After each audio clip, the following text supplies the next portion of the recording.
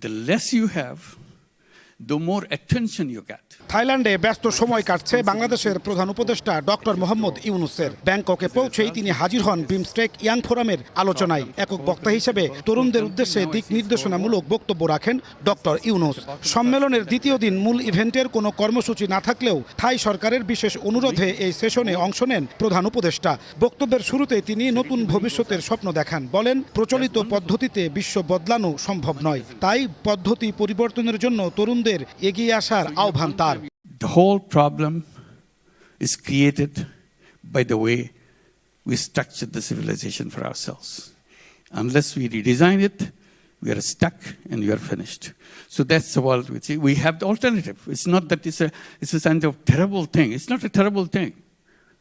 Simply become aware. এ সময় তিনি তরুণদের চাকরি না করে উদ্যোক্তা হওয়ার আহ্বান জানান। বলেন, নতুন সভ্যতা গড়তে হলে সামাজিক উদ্যোক্তা হতে হবে। You are born as an entrepreneur.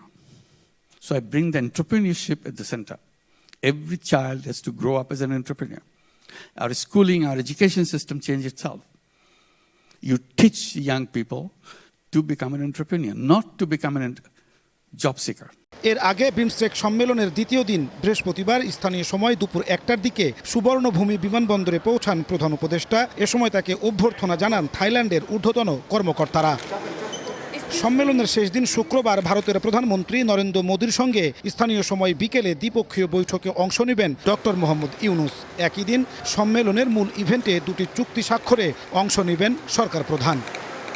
দক্ষিণ এশিয়ার স্বার্থ সংশ্লিষ্ট আঞ্চলিক জোট হলেও বিমস্টেকের এবারের সম্মেলনে বেশ গুরুত্বের সঙ্গে আলোচনা হচ্ছে বাংলাদেশের প্রধান উপদেষ্টা ডক্টর মোহাম্মদ ইউনূস আর ভারতের প্রধানমন্ত্রী নরেন্দ্র মোদীর দ্বিপক্ষীয় বৈঠক।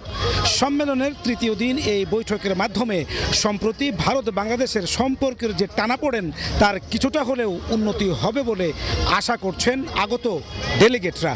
নাজমুস সালেহী, সময় সংবাদ, ব্যাংকক, থাইল্যান্ড।